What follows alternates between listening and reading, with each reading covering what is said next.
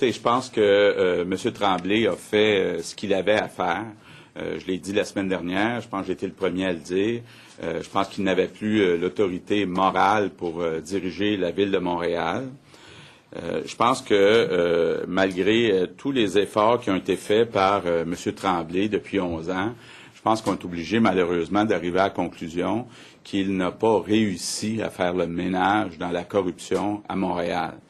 Et je pense qu'on peut se poser des questions pour la suite des choses. Je pense qu'on doit aussi se poser des questions sur le directeur général de la Ville de Montréal, M. Guy Hébert, qui est en place depuis le mois de janvier. Il faut comprendre là, qu'encore hier, la Ville de Montréal a suspendu un cadre important, M. Vézina, qui était le supérieur de M. Surprenant et M. Leclerc. Donc, c'est pas rien. C'est comme si on était obligé d'attendre de voir la commission Charbonneau pour être capable d'identifier les problèmes et d'agir à la Ville de Montréal. Maintenant, ce qui est important de dire, c'est que la démission de M. Tremblay ne règle pas tous les problèmes. Au contraire, c'est la même équipe qui est là. Et je pense qu'on doit se demander si les citoyens, si les contribuables de Montréal peuvent avoir confiance que la prochaine personne qui sera nommée par Union Montréal pourra corriger ce qui n'a pas pu être corrigé depuis 11 ans par l'équipe de M. Tremblay. Donc, je trouve que M. Gaudreault et le gouvernement du Parti québécois sont beaucoup trop passifs.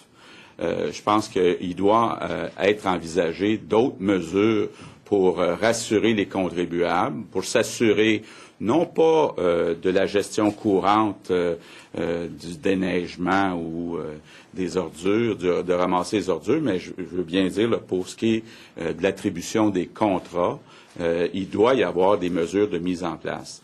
Je pense pas qu'actuellement, il faille à court terme considérer une tutelle, mais il faut considérer très sérieusement mettre en place une personne qui aurait certains pouvoirs à définir. Est-ce que ça sera un observateur indépendant? Est-ce que ça sera un inspecteur?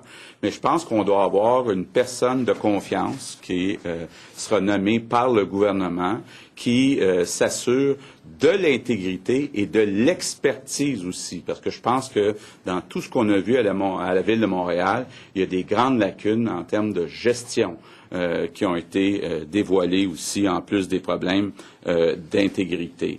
Donc, évidemment, c'est pas rien. La Ville de Montréal, c'est la ville la plus importante au Québec.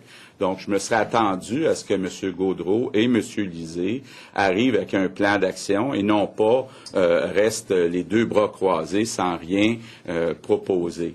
Je suis d'accord pour ne pas précipiter une élection. L'élection doit avoir lieu l'année prochaine comme prévu pour donner le temps aux citoyens puis aux éventuels candidats de débattre de l'ensemble des sujets qui sont importants pour la Ville de Montréal. Mais la période de transition, on ne peut pas laisser la même équipe en place comme si rien n'était arrivé il y a quand même 11 années. Je pense aussi, dernière mesure qu'on avait mentionnée la semaine dernière, c'est important de façon urgente qu'on mette en place une ligne de dénonciation à la Ville de Montréal et qu'on mette en place la protection des dénonciateurs, là, ce qu'on appelle les whistleblowers. Je pense que c'est important, là, avec tout ce qu'on a vu, en être encore à faire des suspensions de cadre hier. Je pense que ça révèle qu'on n'a pas encore repris le contrôle à la Ville de Montréal. M. Legault, M. Tremblay a ciblé à mots couverts hier votre député en disant qu'il y avait un agenda caché, en l'occurrence celui du Chesneau. Vous attendez quoi là-dessus? J'ai parlé avec M. Duchesneau encore ce matin, puis il m'a répété exactement ce qu'il a dit à la rencontre qui a eu lieu en juillet 2009. Il a mentionné à M. Tremblay 4 noms de personnes de son entourage. Il maintient sa version. Moi, j'ai confiance en M. Duchesneau. Il sera maintenant à la commission Charbonneau à faire la lumière sur ça. Vous avez demandé au maire qu'il s'explique publiquement. Pourquoi est-ce que vous ne demandez pas la même chose à votre député qui aille s'expliquer publiquement? Parce que là, on est pris avec deux versions contradictoires. On sait que M. Tremblay va aller parler devant la commission. Pourquoi M. Duchesneau s'explique? Il y a une petite différence. M. Tremblay était le dirigeant numéro 1 de la Ville de Montréal. C'est pas le cas de M. Duchesneau. Là. Donc, pourquoi j'ai mentionné la semaine dernière qu'il devait s'expliquer? C'est parce que la situation était intenable. Il ne pouvait plus rester maire de Montréal sans au moins essayer de nous expliquer sa version de ce qui était dit à la commission Charbonneau. Dans le cas de M. Duchesneau, c'est assez simple. Là. Il dit qu'en juillet 2009, il a donné 4 noms à M. Tremblay. Il les a ensuite donnés à M. Bergeron. Donc, il n'y a rien de plus à dire que ça. Donnez à vous les 4 noms. M. Tremblay, Ah, bien écoutez, moi j'ai confiance en M. Duchesneau. Donc, appelez ça comme vous voulez. Hein? Vous dites que le gouvernement M. Gaudreau est trop passif. Oui. Est-ce que vous pourriez être plus précis sur les gestes que devrait poser le gouvernement? Vous avez parlé d'une personne qui pourrait être investie de certains pouvoirs là, à déterminer. Est-ce que vous pourriez être un peu plus précis sur ces gestes-là qui pourraient être posés? C'est déjà arrivé dans la vie de Montréal. Rappelez-vous Guy Coulombe. Je pense pas qu'on soit à l'étape d'une tutelle, mais je pense que c'est important d'avoir au moins un observateur, puis peut-être même un inspecteur qui a des pouvoirs pour s'assurer qu'avant que des contrats soient accordés, qu'il y ait quelqu'un qui s'assure que les contrats soient donnés à des prix raisonnables. Je pense qu'on s'est rendu compte là, qu'il y a eu des prix gonflés pendant plusieurs années. Il y aurait, à mon avis, eu assez d'indications pour que plusieurs personnes se réveillent, mais de toute évidence, le système ne fonctionne pas, puisqu'encore hier, on a suspendu un cadre important, M. Vézina. Donc, je pense pas qu'on puisse, demain matin, dire tout est réglé parce que M. Tremblay est parti, puis maintenant, on nomme une nouvelle personne d'Union Montréal et tout va être réglé. Je pense que ça prend une personne, puis je pense que, qu'il le veuille ou non, le gouvernement du Parti québécois doit se mettre les deux mains pour aller s'assurer là, que l'argent des contribuables est bien dépensé. Le ministre a dit qu'il va accompagner la Ville de Montréal. Ça vous rassure pas? Ben écoutez, vous avez entendu comme moi que la phrase s'arrêtait là. Donc, aucune mesure. On peut pas juste dire je vais accompagner, il faut agir, il faut envoyer une personne de confiance et je pense qu'on est rendu là. Comment vous avez interprété la notion d'agenda caché utilisée par M. Tremblay à propos de M. Duchesneau? Ben, je ne comprends pas. Peut-être qu'il faisait allusion à M. Duchesneau a déjà été candidat à la mairie, mais ça fait longtemps que j'ai discuté. Là. Je pense pas que M. Duchesneau soit intéressé à retourner à la mairie, donc je comprends pas. J'en sais pas plus que vous. Intéressé par la politique avant le mois d'août? Oui, mais il y a eu quelqu'un de convaincant qui l'a convaincu du contraire. Pourquoi les élections partielles, Monsieur Legault? Pourquoi Mme Harel a suggéré qu'on fait des élections partielles, une élection partielle au moins? Vous dites que le gouvernement, l'Union de Montréal, c'est pas mal, il y a beaucoup de questions, beaucoup de doutes. C'est que je pense pas à Montréal actuellement que les conditions idéales soient réunies pour avoir un vrai débat, non seulement sur ce qui s'est passé avec la corruption, mais avec les défis énormes qu'on a à Montréal pour que Montréal recommence enfin à jouer son rôle de métropole, ce qui n'est pas le cas actuellement. Ça vous dit pas que le prochain maire probablement vienne d'Union Montréal? Ça pose la question d'Union Montréal, son financement, qui est remis en cause par de nombreux témoignages sous serment à la commission Charbonneau. Est-ce que Union Montréal n'est-elle pas, ou le parti n'est-il pas entaché gravement par ces allégations-là? Est-ce que ça pose pas problème qu'il y ait un maire qui vienne de là? Est-ce que ça pose pas problème l'argent qu'ils ont dans leur coffre actuellement à Union Montréal pour les prochaines élections? Ça fait partie des considérations là, pour moi, où quand je me dis le gouvernement du Parti québécois, le gouvernement du Québec, doit mettre un observateur indépendant. Je pense qu'avec tout ce qui s'est passé à Union Montréal, c'est pas parce qu'on change le responsable numéro 1 d'Union Montréal que tous les problèmes d'Union Montréal sont réglés. Vous avez plus confiance que vous n'avez plus confiance. J'ai des doutes. Je pense que les citoyens ont des doutes. Et je pense qu'on ne peut pas, là, comme le fait M. Gaudreau, donner toute notre confiance envers la prochaine personne d'Union Montréal qui sera nommée. Pensez-vous que M. Tremblay est coupable d'avoir laissé les choses aller?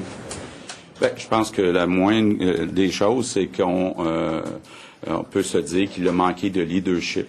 Je pense qu'il y a eu, à travers les années, pendant 11 années, assez d'indications pour qu'il se pose des questions sur la présence de complicité, de collusion, de corruption de certains de ses fonctionnaires.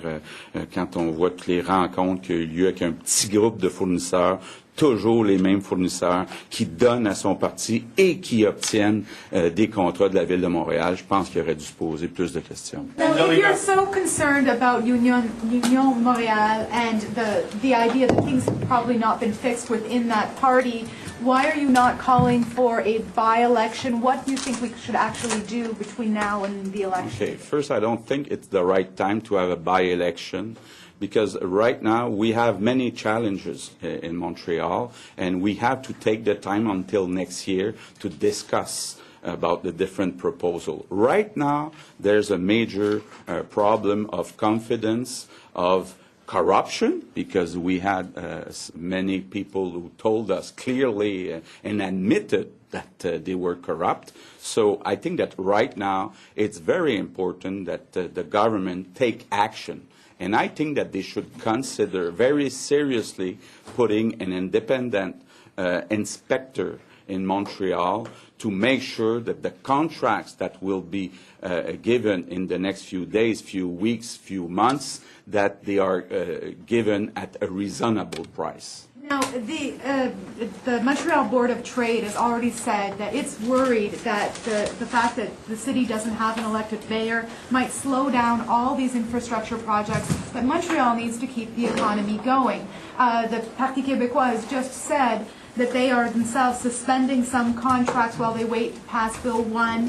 Are you concerned about this idea that infrastructure projects and major announcements could be slowed down? I think that we have to split the kind of decisions that are taken in Montreal.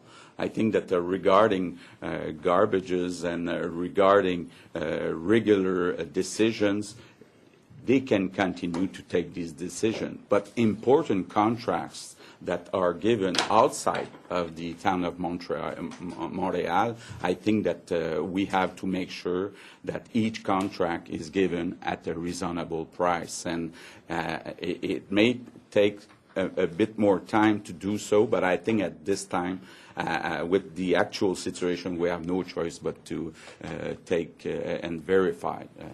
Mr. Legault, can you explain what you want the government to do? I'm interested in the person that you want the government to appoint. Okay. I think that right now it's important that we have somebody taking care of the integrity and taking care also of the expertise. I think that right now, with all what we heard in the last weeks and months, there was clearly a lack of good management also in Montreal.